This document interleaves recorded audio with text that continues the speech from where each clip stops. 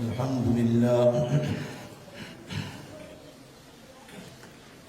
لله رب العالمين، والصلاة والسلام على سيد المرسلين وعلى آله وأصحابه أجمعين. أما بعد، فأعوذ بالله من الشيطان الرجيم. بسم الله الرحمن الرحيم. قد أفلح المؤمنون. صدق الله العظيم.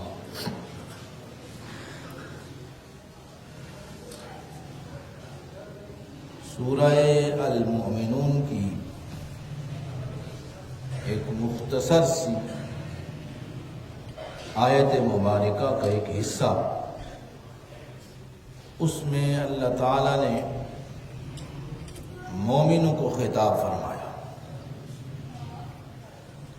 ارشاد فرمایا قد افلح المؤمنون، تحقیق مومن لوگ، اہل ایمان لوگ فلاح پا لے، کامیاب ہو. یہاں دو لفظ ارشاد فرمائے، ایک افلح کا لفظ استعمال فرمایا، دوسرا اس سے پہلے قد کا لفظ استعمال فرمایا. قد کا معنی ہے ان قریب. ان قریب جو مومن ہیں، اہل ایمان لوگ ہیں، وہ کامیاب ہو گئے. اور افلح جو یہ لفظ ہے فلاح سے ہے، فلاح، اس کا معنی ہے کامیاب ہونا. ایک کامیابی ہوتی ہے، آگے چل کے ہم ذکر کرتے ہیں. کامیابی، مکمل کامیابی کے لیے جو لفظ استعمال کیا جاتا ہے وہ افلح کا لفظ استعمال کیا جاتا ہے. جزوی جو کامیابی ہوتی ہے اس کے لیے افلح کا لفظ استعمال نہیں کیا جاتا. اب مومنوں کے لیے اللہ تعالیٰ نے افلح کا لفظ استعمال فرما کر یہ ارشاد فرما دیا کہ حقیقی کامیابی، مکمل کامیابی یہ مومنوں کے حصے میں ہے. یہ بڑی اہم بات ہے. اب یہ ہے کہ کچھ دنیاوی کامیابیاں،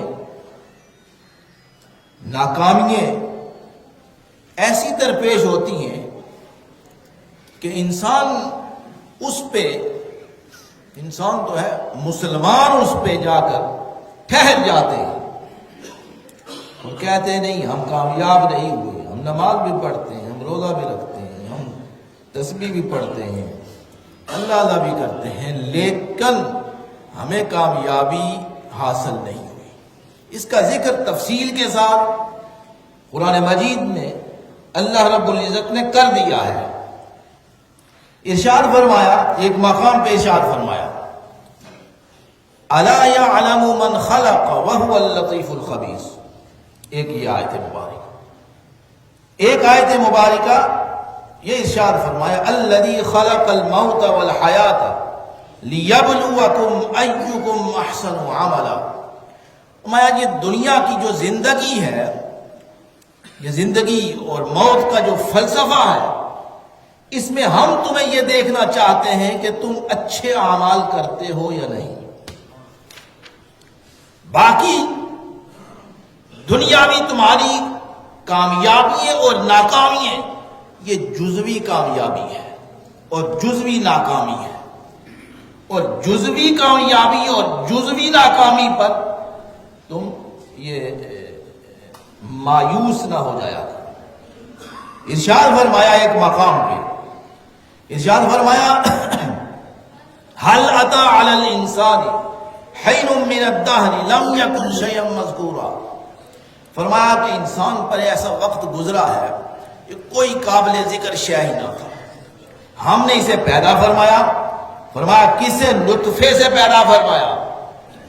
نطفے سے پیدا فرمانے کے بعد پھر ہم نے یہ کیا کیا کہ امشاج نبتلی، ہم نے اسے امتحان میں ڈال دیا ہے۔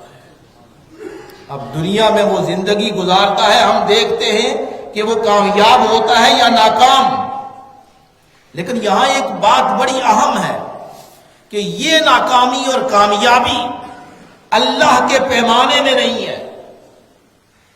جس کو ہم کامیابی کہتے ہیں یہ جزوی کامیابی ہے۔ اللہ یہ ارشاد فرماتا ہے کہ تمہاری مکمل کامیابی اس وقت ہوگی جب تم جہنم سے چھٹکارا حاصل کرو۔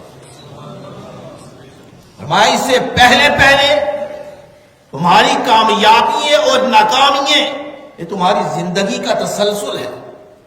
اپنی زندگی میں تم کبھی کامیاب ہوتے ہو، کبھی ناکام ہوتے ہو۔ ان کامیابیوں اور ناکامیوں میں مایوس نہ ہوا کرو، یہ مکمل کامیابی نہیں ہے۔ اگر اندھیری رات ہے تو صبح ہونے والی ہے، اگر صبح ہے تو کبھی نہ کبھی شام ہو جائے گی۔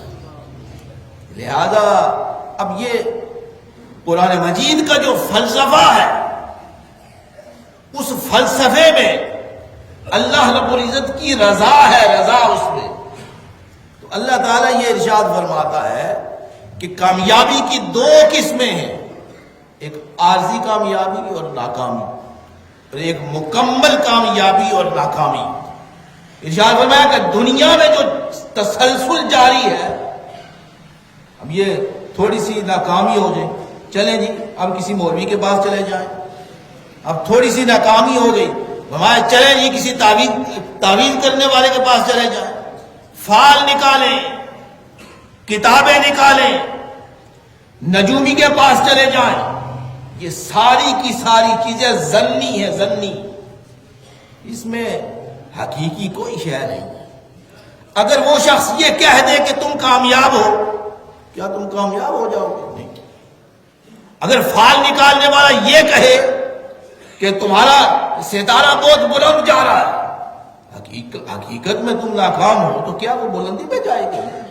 یہ باتیں نہیں ہوتی، یہ باتیں نہیں ہے۔ حقیقت تو سمجھے، مسلمانوں کے لیے اللہ نے پورا ضابطۂ حیات بنا دیا ہے۔ ان چھوٹی چھوٹی چیزوں پہ آ کے ناکام ہو، ان ناکامیوں پہ آ کے ہم مایوس ہو کر بیٹھ جاتے، یہ مایوس نہیں ہے، یہ ہمیں زیب، کم از کم مسلمانوں کو زیب نہیں دیتی ہے۔ اب ارشاد فرمایا کہ یہ تمہاری جو ناکامیاں ہیں یہ عارضی ناکامیاں ہیں، یہ عارضی ناکامیاں ہیں۔ ایک حدیث مبارکہ کا اس کا مفہوم بڑا زبردست ہے، اس کا وہ حدیث مبارکہ کا یہ مفہوم بڑا زبردست ہے۔ ارشاد فرمایا حضور نبی کریم صلی اللہ علیہ وسلم نے ارشاد فرمایا کہ جو شخص اس کے فرمایا کہ ہمارے دو ارادے ہوتے ہیں اللہ کے، ایک بندے کا ارادہ ہے، ایک اللہ کا ارادہ ہے۔ ایک بندے کا ارادہ ہے اور ایک اللہ کا ارادہ ہے۔ بندے کا ایک منصوبہ ہے، ایک اللہ کا منصوبہ ہے۔ ایک بندے کا پروگرام ہے، ایک اللہ کا پروگرام ہے۔ فرمایا اگر اپنے پروگرام کو میرے سپرد کر دو گے تو میں ویسے ہی کر دوں گا جیسے تم چاہتے ہو۔ حدیث پاک فرمایا کہ اگر اپنے منصوبے کو میرے سپرد کرتے ہو، جس کو کہتے ہیں توکل، جسے کہتے ہیں توکل، بہت کمی ہوگی ہمارے اندر توکل میں، جو جہانوں کو پالنے والا ہے، جہانوں کے مسائل حل کرنے والا ہے، اس کے در کو چھوڑ کے لوگوں کے دروں پہ پھرتے ہیں جا جا کر، اور یہ کہتے ہیں کہ ہمیں کامیابی کے لیے تعویذ دو یا ہمیں کامیابی کے لیے ہماری فال نکالو۔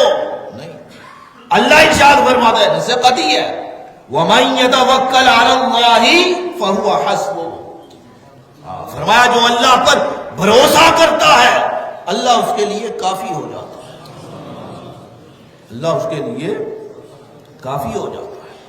جو جہانوں کو پالنے والا ہے، ہمارا رب ہے، وہ خود فرماتا ہے کہ میں تمہارے لیے کافی ہو جاؤں گا، لیکن کیا وَمَن يَتَوَكَّلْ عَلَى اللَّهِ، جو اللہ پر بھروسہ کرتا ہے۔ بھروسہ کرنے کے بھی شرائط ہیں نا، ضابطے ہیں، طریقے ہیں۔ یہ تو نہیں ویسے زبان سے کہہ دیا، نہیں، تم صحیح طرح توکل کرو، بھروسہ کرو، تو پھر فرمایا کہ ہم تمہارے لیے کافی ہو جائیں گے۔ حضور کے لیے ارشاد فرمایا الیس اللہ بکاف عبدا، محبوب آپ کے لیے اللہ کافی نہیں ہے؟ اللہ تمہارے لیے کافی نہیں ہے، ہر معاملے میں اللہ کافی ہے بندے کے لیے، صرف اس پر اس کے بارگاہ میں جھکے، قرآن مجید پڑھے، قرآن مجید کا مزاج سمجھے کہ قرآن مجید کیا کہتا ہے، اور قرآن مجید جو کچھ کہتا ہے وہ اللہ کا مزاج ہے، اللہ کی طبیعت ہے، اللہ کی رضا ہے۔ فرماتا ہے کہ قرآن مجید کھولو، پڑھو، حدیث مبارکہ پڑھو، حضور کی سیرت مبارکہ پڑھو، تو پھر تمہیں پتہ چلے کہ کامیابی اور ناکامی کس چیز کو کہتی ہیں۔ یہ ہم نے یہ کامیابی اور ناکامی کے جو اپنے پیمانے بنائے ہوئے ہیں، یہ پیمانے ہمارے درست نہیں ہیں، ہمارے پیمانے درست نہیں ہیں۔ اللہ فرماتا ہے کہ یہ کامیابی ہے وہ چیز، اس میں کامیابی ہے۔ اللہ فرماتا ہے اس میں تم یہ عمل کرو گے تو کامیاب ہو جاؤ گے، وہ کامیابی اور ناکامی ہیں۔ تو ارشاد فرمایا کہ ہم تمہارا امتحان لے رہے ہیں، تمہارا کیا کر رہے ہیں؟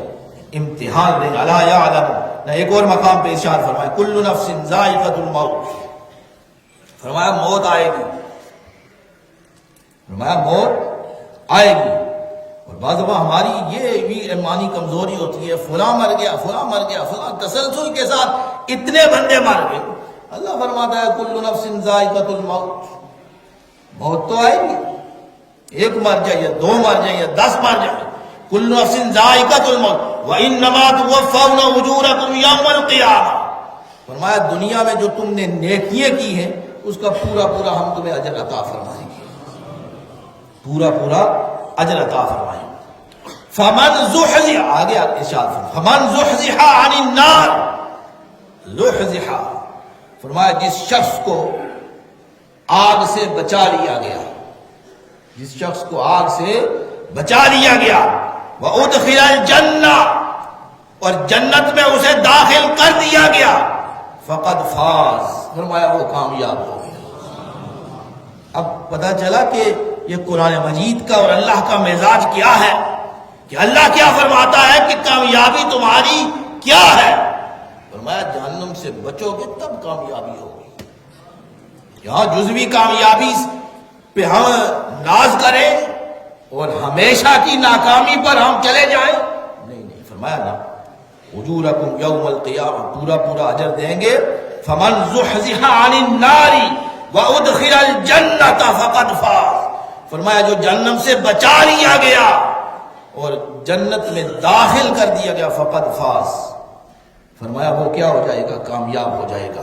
ایک اور مقام پہ ارشاد فرمایا لا تبلغن فی اموالکم وانفسکم، تمہارے مالوں کے بارے میں، فی اموالکم، تمہارے مال، تمہاری مال تمہارے پاس جو ہیں ان کے معاملے میں، وانفسکم، اور تمہاری جانوں کے معاملے میں ہم تمہیں آزمائش میں ڈالیں گے۔